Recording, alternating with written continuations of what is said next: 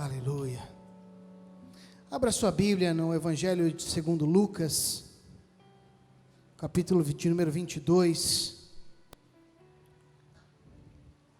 Estamos na quinta mensagem no tema Família, Igreja e Sociedade, onde nós temos olhado para alguns momentos da palavra nessas três esferas. Lembrando que não há como nós nos isentarmos ou separarmos alguma dessas. Nós somos cristãos em casa, na igreja e na sociedade. Então, nós já, de antemão, já ministramos acerca da nossa vivência. Não tem como nós separarmos uma vida secular, né? Lembrando que secular tem o sentido de ser algo sem Deus. Então, nós sempre carregamos o Senhor na nossa vida.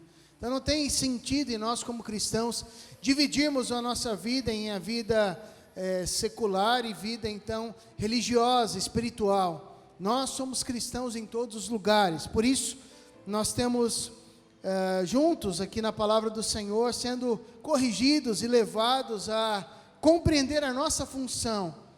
Se ainda não compreendemos, tanto em casa, quanto na igreja, como o corpo de Cristo, e também, porque nós somos igreja, né? Mas também o nosso papel, então, na sociedade. E hoje, em especial, nós vamos estar falando sobre o papel da mesa.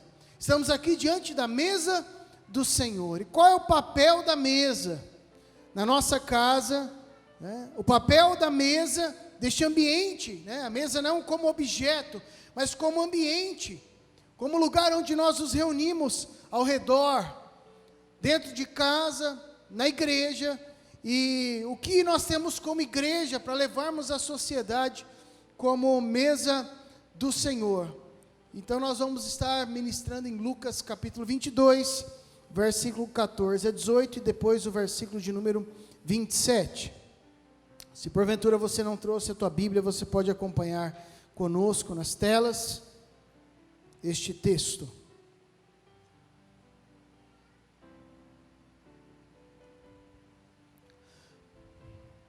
Quando chegou a hora, Jesus e os seus apóstolos reclinaram-se à mesa e disse-lhes: desejei ansiosamente comer esta Páscoa com vocês, antes de sofrer.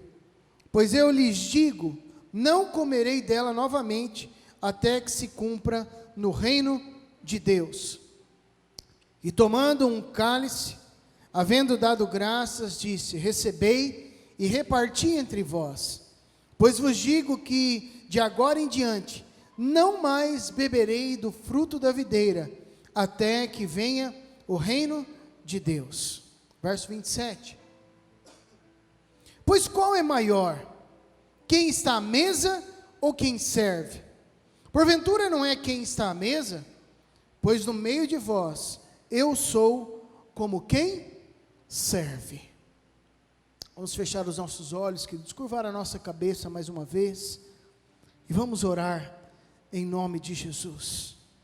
Fale com o Senhor, peça ao Espírito Santo para falar no teu coração, para ministrar a tua vida, em nome de Jesus.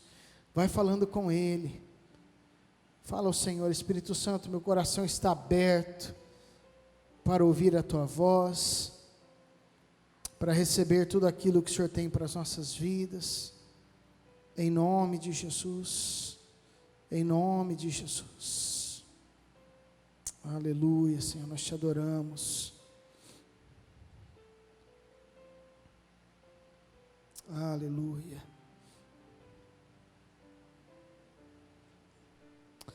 Senhor Deus, nós apresentamos as nossas vidas diante de Ti. Clamamos que o Senhor venha sobre nós com o Teu poder, venha sobre nós com a Tua unção, venha falando as nossas vidas, ministrando cada coração, Senhor.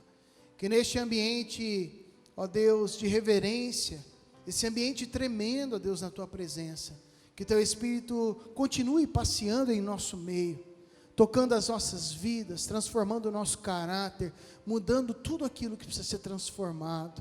Que o Teu nome continue sendo glorificado e engrandecido, através desta ministração, Senhor. Fala conosco, pois de mim, ó Deus, eu não tenho nada que seja, ó Deus, suficiente para as nossas vidas, nada que seja de importante, mas a tua palavra é tudo, e a tua presença pode todas as coisas na nossa vida. Por isso nós oramos, te pedimos e te agradecemos em nome de Jesus. Amém e amém. Amados, quando nós falamos da mesa, não simplesmente como um objeto para se colocar algo em cima, mas a mesa, ela faz parte de ambientes e tem um sentido juntamente consigo, um sentido de vivência, um sentido de histórias que são escritas à mesa. No Antigo Testamento, por exemplo, você vai encontrar algumas passagens. Eu lembro de uma das passagens onde foi construído um quarto para que o profeta tivesse um tempo ali.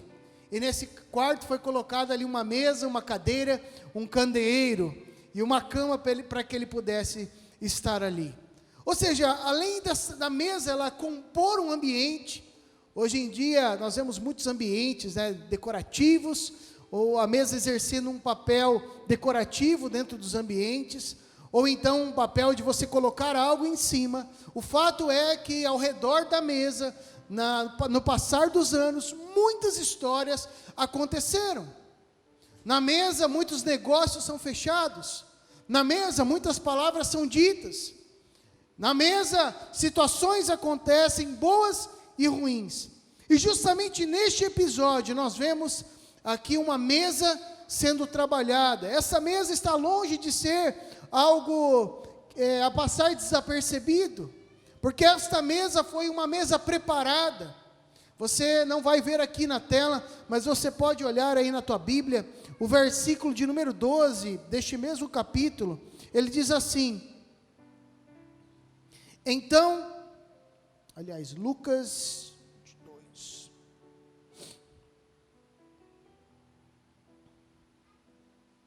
só colocar aqui certinho, é isto.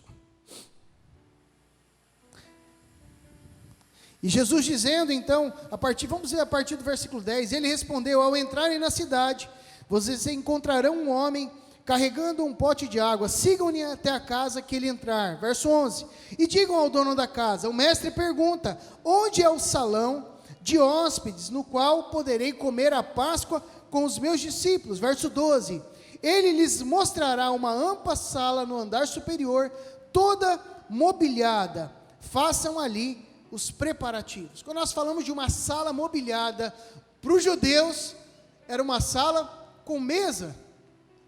Você não tinha ali cadeiras, né? Os judeus se sentavam ali ao chão, e estava uma mesa ali, posta, colocada. Jesus, ele planeja essa Páscoa onde ele ressignifica a ceia, Páscoa onde ele demonstra todo o seu sacrifício que traria salvação para a humanidade, Páscoa que nós já compartilhamos aqui, sobre o sentido da Páscoa judaica, onde Jesus ele tem uma nova significação, ele dá um novo significado aos elementos, ao aficomã, ele dá um novo significado, então, ao terceiro cálice que era servido. Jesus prepara, ele já tinha comunicado com o dono de uma casa, dizendo, olha, os meus discípulos vão aí, eles vão preparar a Páscoa, vão preparar a mesa, é algo especial. Por isso, nós vamos falar nessa noite sobre o papel da mesa. O papel da mesa na nossa casa como cristãos, ou seja, o ambiente ao redor da mesa. O ambiente da mesa, falando na mesa da ceia, na igreja e também na sociedade. Em primeiro lugar, quando nós olhamos para a nossa casa, a mesa é comunhão. A mesa dentro do lar, ela precisa ser, ela deve ser um lugar de comunhão. Amados, o fato é que as tecnologias que nós vivemos são importantes, são benéficas até certo ponto, mas muitas pessoas têm perdido o sentido da comunhão à mesa. Cada um está na mesa com seu smartphone ali ao lado, muitas vezes, mexendo. Nós temos que tomar cuidado, porque senão nós mesmos somos pegos nisso, né? E estamos mexendo e não conversamos e não temos assunto, e com a desculpa de nós estarmos sempre ocupados, trabalhando, nós não temos um ambiente de comunhão, não temos um ambiente de relacionamento. É interessante, certo? tem um irmão que ele estava compartilhando numa reunião de homens, ele dizendo acerca de uma ministração que nós tivemos sobre a mesa da nossa família, sobre esse ambiente e esse momento sagrado das refeições, e ele testemunhando positivamente: pastor, depois daquela mensagem, eu revi os meus conceitos, e a partir de então, a mesa se tornou um ambiente ali de comunhão na minha família, onde meu celular fica desligado, pode ligar cliente, pode ligar quem for, eu estou com a minha família. E é interessante, eu quero olhar alguns versículos aqui com os amados, versículo de número 15, acompanhem comigo. Olha o que Jesus ele disse: e disse-lhes: desejei ansiosamente comer esta Páscoa com vocês, antes de sofrer. Amados, é evidente que Jesus não está falando de comer como gesto de ingerir um alimento aqui. Jesus não era um esfomeado, não era alguém que estava ali sendo pego pela barriga, quando ele diz: olha, eu desejei, não vi a hora de comer com vocês. Não era o fato da comida em si, mas era aquele momento, participar daquele ambiente de comunhão, com aqueles então que eram constituídos como sua família. Os discípulos aqui, eles representam num primeiro momento a família do próprio Cristo, tendo em vista que Jesus, quando ele foi indagado pela sua própria mãe, ele disse: quem é minha mãe, né? Quem é meu pai, senão esses que estão aqueles que estão aqui junto comigo? Ou seja, para Jesus esse ambiente, esse desejo ardente no seu coração de estar à mesa com os discípulos, era para desfrutar de um último momento de comunhão com aqueles que ele amava tanto.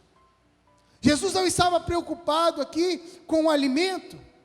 Havia sim no coração de Jesus aquele momento, aquela expectativa de se revelar, essa revelação progressiva de Cristo, onde ele traria um ressignificado à Páscoa. Mas o primordial é que Jesus estava com o coração ansioso, no bom sentido, por viver aquele momento de comunhão, aquele momento comunitário com os seus irmãos. Versículo 27, ele faz uma indagação, os discípulos, ato contínuo, a celebração da Páscoa, logo da ceia, os discípulos começam a discutir entre eles quem seria o maior, E Jesus, vendo aquela circunstância, não era uma discussão franca ali em meio, todos falando, mas Jesus começa a ouvir daqui e dali aquele cochicho, e Jesus declara essa expressão aqui: pois qual é maior, quem está à mesa ou quem serve? Porventura não é quem está à mesa? Pois no meio de vós, eu sou como quem serve. Jesus está dizendo: olha, servir. E aqui nós podemos trazer para o ambiente familiar como um momento de preparação, o momento das ações comunitárias da nossa casa. Nós podemos entender que na perspectiva de Jesus, não é se sentar à mesa apenas que é um privilégio, mas na perspectiva de Jesus, servir é um privilégio maior ainda do que aquele que meramente se senta à mesa. Quando nós sentamos na mesa da nossa família, nós não estamos ali meramente para sermos servidos, como nós já pudemos observar em uma série de famílias mais antigas, onde o homem se assentava ali simplesmente e dizia: mulher, cadê minha comida, E simplesmente comia de uma forma apressada. Mas nós precisamos entender que este se sentar à mesa é um lugar onde nós estamos declarando a comunhão e o serviço mútuo uns aos outros. Eu não estou dizendo apenas do serviço na preparação, mas também na preparação. Um ambiente onde traz alegria, onde a mesa na nossa casa não é um fardo, onde os nossos filhos aprendem o valor de nos assentarmos à mesa, e eles também estão como Jesus, desejando ardentemente se assentarem à mesa junto com a sua família, para ter mais um dia tremendo e maravilhoso.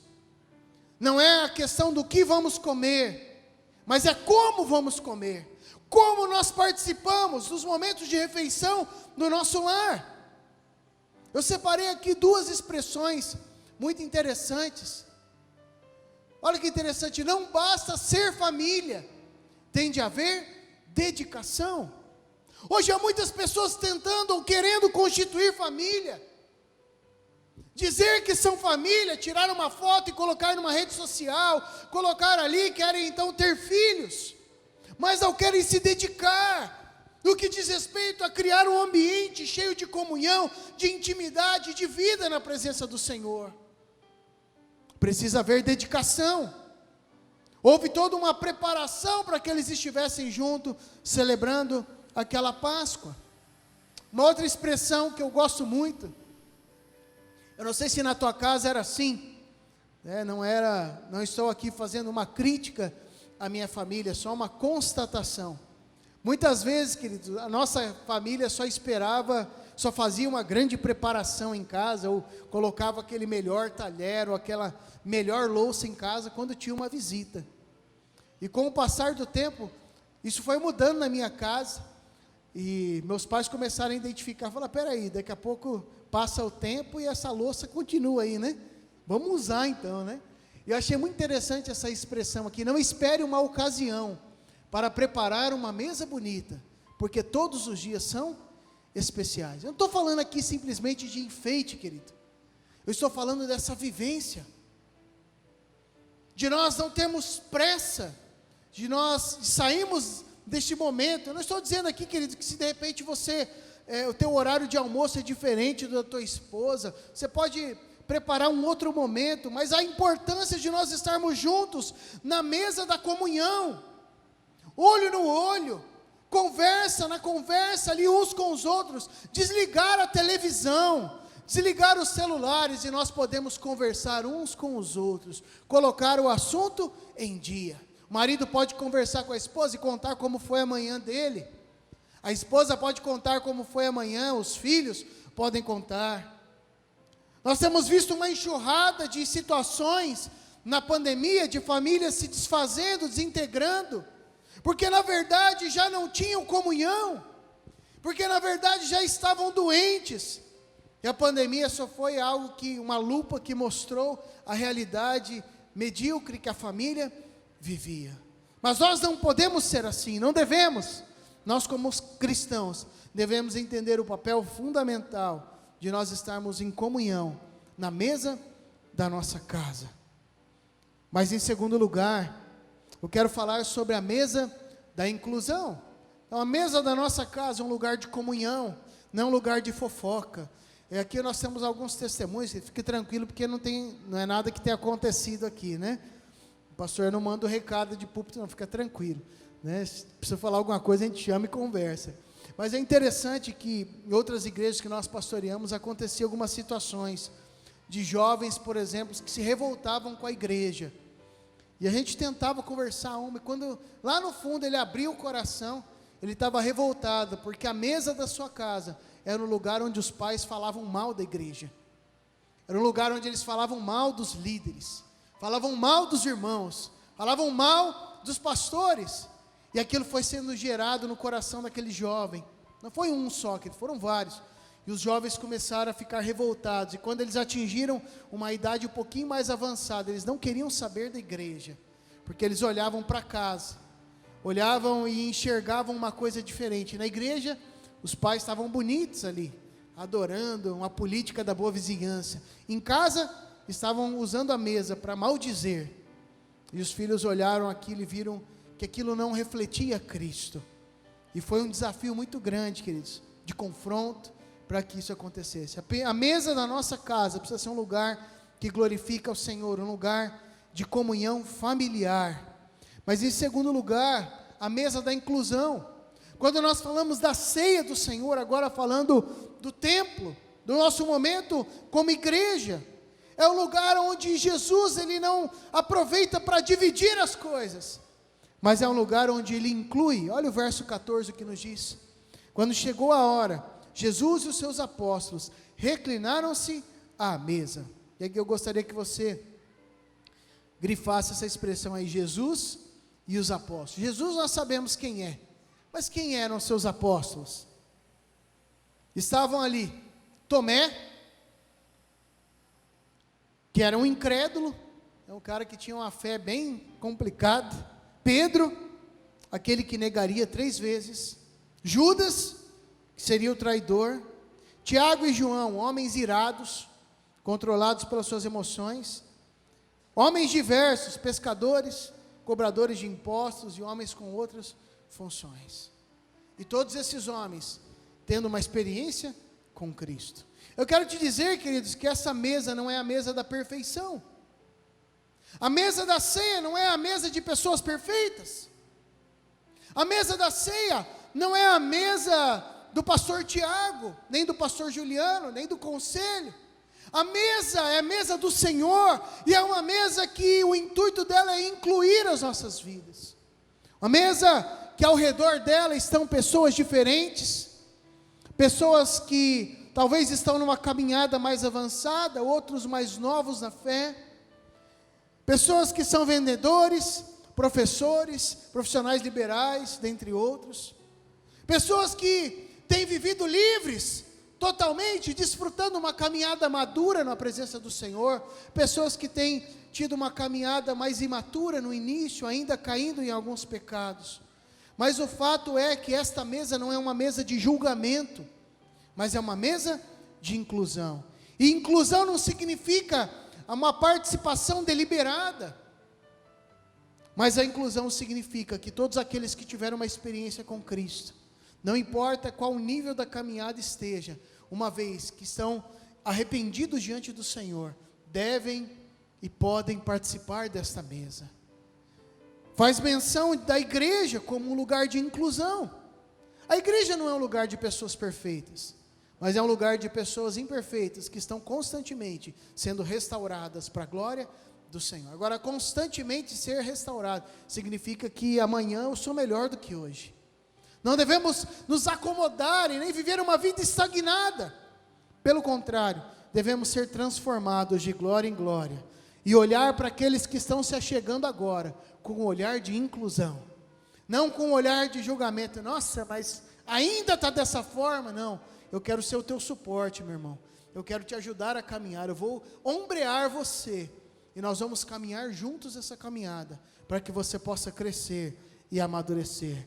A mesa do Senhor, ela não exclui, ela inclui as pessoas. Quando Paulo, ele dá uma orientação acerca da mesa, o objetivo dele não era excluir as pessoas, mas era mostrar que eles precisavam tomar algumas posturas, algumas posições, precisavam ter algumas reconciliações, precisavam frutificar segundo o Espírito para participar da mesa. O intuito de Paulo não era excluir, mas era dizer, se conserte para que você possa participar desta mesa que inclui, que nos coloca juntos em nome de Jesus.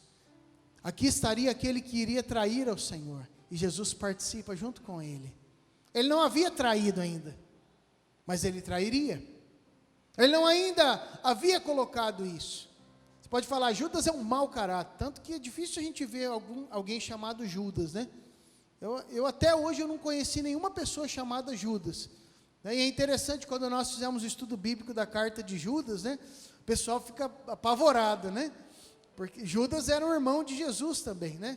E na carta ele diz, Judas, irmão de Tiago, servo de Jesus. Mas na verdade, porque Judas, irmão de Jesus, que é este que escreve a carta de Judas, ele se converte posteriormente à morte e ressurreição de Jesus. E ele não se achava digno de colocar que ele era irmão de Jesus, para que as pessoas não achassem que ele estava ali se orgulhando, né? Ou então se achando. Então Judas não é só o Iscariotes, tinham muitos Judas, mas ficou tão feia a situação que hoje acho que ninguém põe o nome de Judas, e se colocar o pessoal vai associar a Judas Iscariotes. Mas o fato é que mesmo Judas, que tinha um caráter ali dúbio, ele também teve a oportunidade de ter uma experiência com Cristo. Não houve arrependimento depois do pecado, ele se suicida, e a coisa vai degringolando. Mas o próprio Judas, que também tinha uma experiência com Cristo, que posteriormente opta por viver longe dos caminhos do Senhor, ele também estava junto à mesa. Tomé, aquele que quis tocar as feridas do Cristo ressurreto, porque não cria. Pedro, aquele que negou 3 vezes, quando a trombeta chamada Canto do Galo foi tocada, todas as vezes que ela foi tocada, antes disso ele então nega a Cristo, mas ele também estava ali, e sobre a vida dele, grandes coisas aconteceram num futuro próximo. Estavam ali Tiago e João, homens irados, conhecidos como filhos do trovão, né?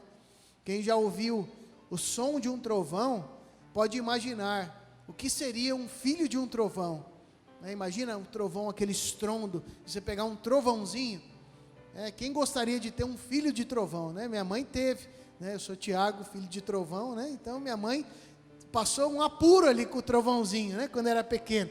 Mas eram esses homens que precisavam ser moldados pelo Senhor. E esta mesa não é uma mesa, volto a dizer, de pessoas perfeitas, mas é uma mesa preparada para aqueles que desejaram e que colocaram a sua vida diante do Senhor e desejam pedir a Deus que transformem as suas vidas. Essa é uma mesa de pessoas imperfeitas que estão sendo trabalhadas pelo Senhor. Não é simplesmente uma mesa de imperfeitos que querem continuar nas suas vidas.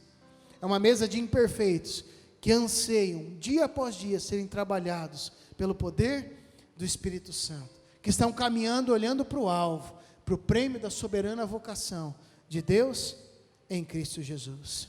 A mesa da comunhão, a mesa da inclusão, e em terceiro e último lugar, a mesa do reino de Deus.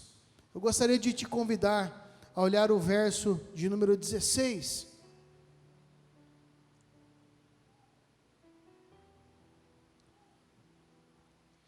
Pois eu lhes digo, não comerei dela novamente, desta mesa, até que se cumpra no reino de Deus.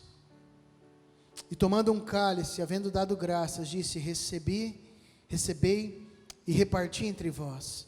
Pois vos digo que de agora em diante, não mais beberei do fruto da videira, até que venha o reino de Deus. O fato é que o Senhor, Ele nos deu essa autoridade de sermos reis e sacerdotes. O Senhor nos deu essa responsabilidade, e aqui, reino, basileia, significa o poder real, essa autoridade de um rei, né, que não é um poder meramente físico, como quando o rei ele está chegando e as pessoas ficam estremecidas diante do rei, né? O correspondente mais próximo que nós temos é a rainha, né? A rainha Elizabeth. Quando eu via na televisão assim, algum pronunciamento, e aparecia aquela senhorinha com a coroa, né? Eu ficava assim, abismado, fiquei imaginando a rainha passando, você ter o privilégio e a oportunidade de enxergá-la, que dirá então do Rei dos Reis, o Senhor dos Senhores. Imagina, querido, o dia que o Senhor Jesus voltar, e Ele vier então com toda a sua glória, e nós podemos contemplar na totalidade, não mais em um espelho obscuro, mas ver Cristo, Rei dos Reis, face a face, e podemos enxergar toda a sua glória, toda a sua realeza. Quando fala de reino, fala justamente dessa realeza, do domínio, do governo do Senhor, de um território, de um local submisso, sujeito ao governo de um rei. E essa responsabilidade terrena está sobre a igreja. Por isso, quando nós falamos da mesa na sociedade, eu quero nessa noite abordar o nosso papel como igreja de levar a mesa do governo, agora uma mesa no sentido figurado, mas a mesa do reinado de Deus, de a nossa responsabilidade como igreja, diante da sociedade, de estabelecer o governo de Deus. O profeta Isaías, declarando acerca do Cristo, no capítulo 9, verso 7, ele dizia o seguinte: Ele estenderá o seu domínio, ou seja, o seu governo, e haverá paz sem fim sobre o trono de Davi, e sobre o seu reino, estabelecido e mantido com justiça e retidão, desde agora e para sempre. O zelo do Senhor dos Exércitos fará isso. Naquele dia glorioso, onde o Senhor voltar para buscar a sua igreja, Ele vai estabelecer de uma vez por todas. Mas até que o Senhor venha, a responsabilidade de estender o domínio do Senhor, de viver justiça, retidão, esse zelo deve estar sobre as nossas vidas, e somos nós, os reis e sacerdotes, responsáveis por estabelecer isso na nossa era, estabelecer o governo de Deus, a mesa do governo de Deus, estabelecer a mesa da transformação. Mateus 16, 22 diz: e Pedro, chamando-o à parte, começou a reprová-lo, dizendo: tem compaixão de ti, Senhor, isso de modo algum não te acontecerá. Mas Jesus, voltando-se, disse a Pedro: arreda-te, Satanás, tu és para mim pedra de tropeço, porque não cogitas das coisas de Deus e sim dos homens. Então Jesus disse a seus discípulos: se alguém quer vir após mim, a si mesmo se negue, tome a sua cruz e siga-me. A mesa que nós devemos levar para a sociedade é uma mesa de transformação. Ontem eu perguntei aos jovens: como eu sei que uma pessoa é cheia do Espírito? O que é o poder do Espírito Santo?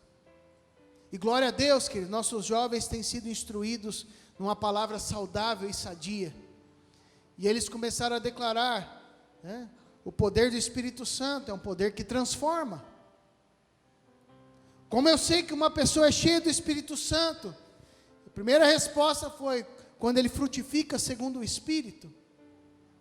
Há muitas pessoas achando que a pessoa cheia do Espírito Santo é a pessoa que grita, que sapateia, que faz isso e aquilo. Temos visto um caso que está repercutindo de uma mulher, uma pastora, que está sendo indiciada por um assassinato, ou seja, há uma confusão, uma questão terrível. E isso dentro da caminhada, eu não sei qual é a realidade, vai ser julgada pela justiça ainda, mas o fato é, queridos, que a mesa que nós devemos levar para a sociedade não é uma mesa de uma pseudo-espiritualidade, não é uma mesa de um pseudo-cristianismo, mas é uma mesa de discípulos e discípulas de Cristo, uma mesa de transformação, a mesa daquele que quer vir após mim, que negue-se a si mesmo, pegue a sua cruz e siga ao Senhor.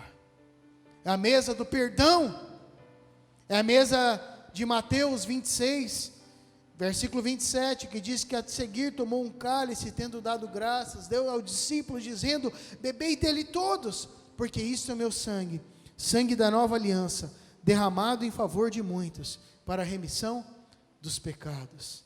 É levar a essa sociedade, e por onde quer que nós irmos, a mesa do perdão, a mesa do perdão dos pecados, a boa nova de que Jesus perdoa os pecados. E finalmente, em último lugar, levarmos a nossa sociedade à mesa da paz. Romanos 14, verso 17, diz que o reino de Deus não é comida nem bebida, mas justiça, paz e alegria no Espírito Santo. E aqui essa expressão paz, Irene, significa um estado de tranquilidade nacional, uma ausência da devastação e destruição da guerra, paz entre os indivíduos, harmonia, segurança, prosperidade e felicidade. Não está dizendo acerca de ausência de problemas, mas fala aqui de harmonia, de paz. Nós devemos ser agentes da paz que excede todo entendimento. Isso não nos isenta de confrontos, mas sermos agentes da paz de Deus, paz que excede todo entendimento. Quero te convidar a fechar os teus olhos.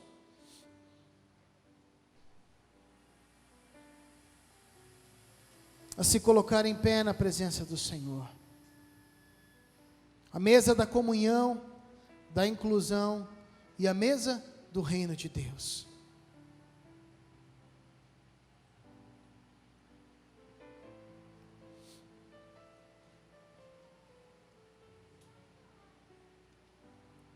E eu quero te convidar a, diante desta mensagem, desta palavra, colocar a tua vida diante do Senhor. Hoje, agora, neste momento, estamos participando da mesa da inclusão. Mesa que representa também o reino do Senhor sobre nós. Mesa de perdão, de paz, de transformação. Mesa de verdade. Mesa que deve ser refletida nessa sociedade. Mesa que deve ser levada ao conhecimento daqueles que ainda não têm uma experiência com Cristo Jesus. Mas hoje nós somos chamados a participar dessa mesa. E participarmos dela não de forma indigna, mas participarmos dela com entendimento. Por isso, querido, eu quero te convidar a se colocar nessas três esferas, em primeiro lugar, da comunhão, da inclusão e do reino. Mas em segundo lugar, eu quero te convidar a se examinar diante do Senhor. como a orientação de Paulo nos foi dada, examine-se, pois. E se há de haver conserto diante do Senhor, que assim seja. Perdão de pecados, reconciliação, mas não participe de maneira mecânica dessa mesa. Não sou eu que vai dizer se você deve ou não, mas eu gostaria que você, diante do Senhor, diante de mim, você pode vir aqui, participar, com um sorriso no rosto, mas eu quero te desafiar a estar incluso nessa mesa, não indignamente, não incluso nessa mesa de aparência, mas incluso nessa mesa sem máscara, diante do Senhor, com o teu coração quebrantado, humilde, derramado diante dele. Por isso, nesses momentos que nós temos agora, coloque o teu coração, a tua vida diante do Senhor, para que você possa participar dessa mesa 100%. Se há pecado, se arrependa, peça perdão ao Senhor. Se há questões pesando no coração, apresente-o diante do Senhor, para que você venha e participe junto conosco dessa mesa de celebração, de nova vida, na presença do nosso Deus. Enquanto nós vamos ouvindo essa música sendo tocada, coloque a tua vida diante do Senhor, não converse com ninguém, feche os teus olhos. Você que tem filhos, sente com os teus filhos agora, ministre o coração deles, fale acerca da importância desse arrependimento, desse perdão. Se porventura você está com a tua família, se junte agora e ore juntos. Está sozinho, junte-se com outros irmãos aí próximos e ore junto, em nome do Senhor Jesus.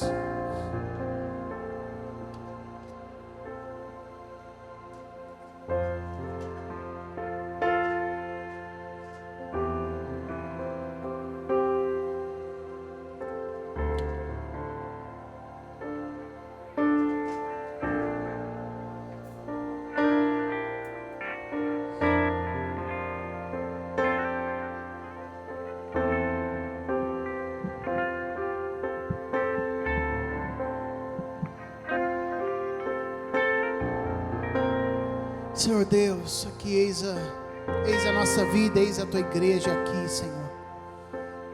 Que as nossas vidas, Pai, sejam transformadas, que a nossa casa possa ter não uma mesa de maledicência ou outra coisa qualquer, uma mesa de falta de diálogo, de medo, de angústia, mas que seja um lugar de comunhão.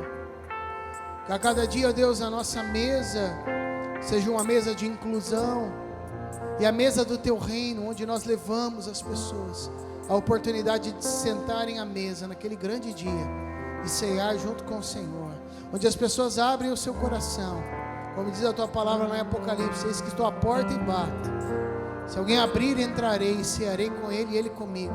Que nós possamos levar aqueles que ainda não te conhecem a oportunidade de se sentarem à mesa juntamente contigo e terem as suas vidas transformadas. Precisamos ser agentes do teu reino. Opera isso em nós, Senhor, e através de nós. Aqui está a tua igreja com o coração derramado diante do Senhor também, se arrependendo, reconciliando contigo, para que juntos possamos participar da tua mesa. Nós oramos e agradecemos em nome de Jesus. Amém e amém. Quero chamar o presbítero Leandro para estar aqui conosco à frente, também o pastor Juliano para estar junto conosco. Nós vamos cantar esta canção daqui a pouquinho, mas antes nós queremos orar, abençoando estes elementos. Digo, pastor Juliano, nos ajudar e levar uma das bandejas ali para o presbítero Leandro, e depois pegar a outra bandeja. Muito obrigado, pastor.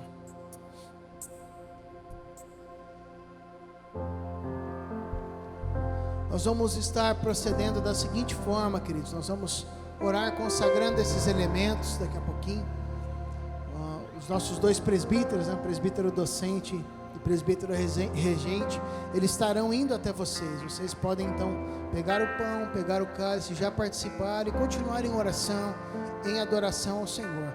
Aquele que vai participar, se coloque em pé, pega, assim que ele participar, se assente por um momento, até que todos possam então participar.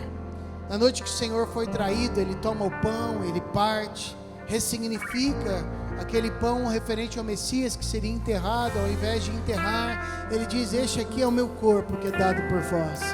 Quando Ele chega no cálice da redenção, Ele anuncia: este cálice é o cálice da nova aliança do meu sangue, cálice para a remissão dos pecados. E hoje nós estamos aqui participando em memória do Senhor. Isso é pão, não é carne.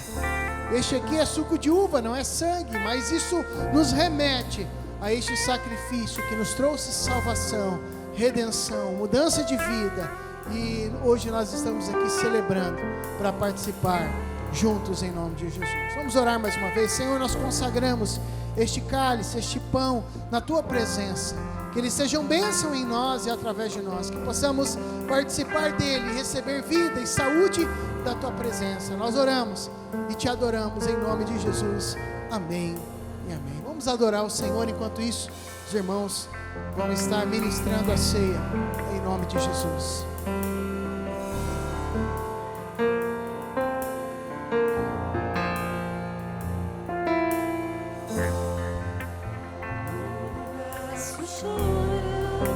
O sol se apagou, ali estava morto o Salvador. Seu corpo lá na cruz, seu sangue derramou, o peso do pecado Ele levou.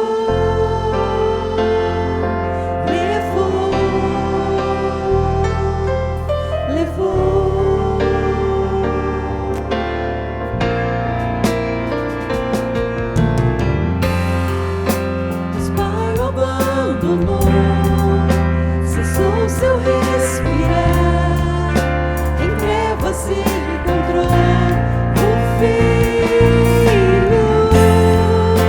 A guerra começou, a morte ele enfrentou, todo o poder das trevas vencido foi. Sepulcro se abriu, nada vencerá seu grande amor. Ó morte, onde estás? O Rei ressuscitou, Ele venceu para sempre, salvado é, para sempre adorado é, para sempre Ele vive, ressuscitou,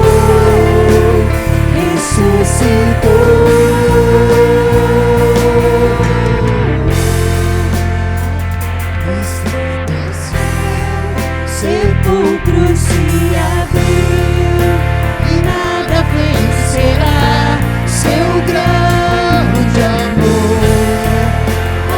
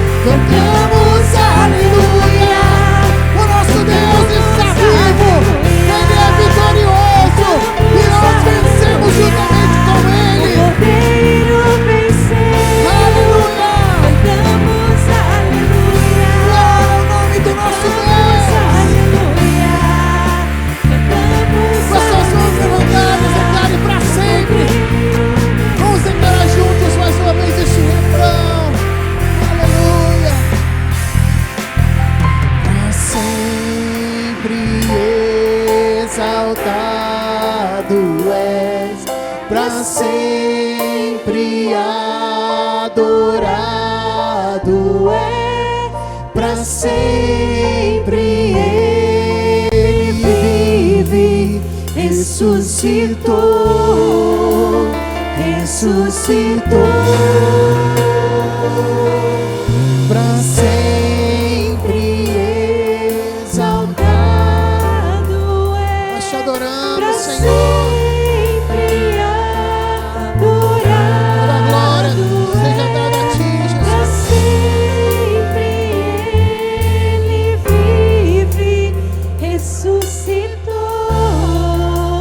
Ressuscitou. Muito obrigado, Senhor Jesus, pela vida que nos alcança, Senhor, dia após dia. Muito obrigado, nosso Espírito, pelo teu agir, trazendo justiça, convencimento, paz à nossa vida. Oh, Paizinho querido, muito obrigado pelo teu grandioso amor que nos alcançou e fomos religados a ti.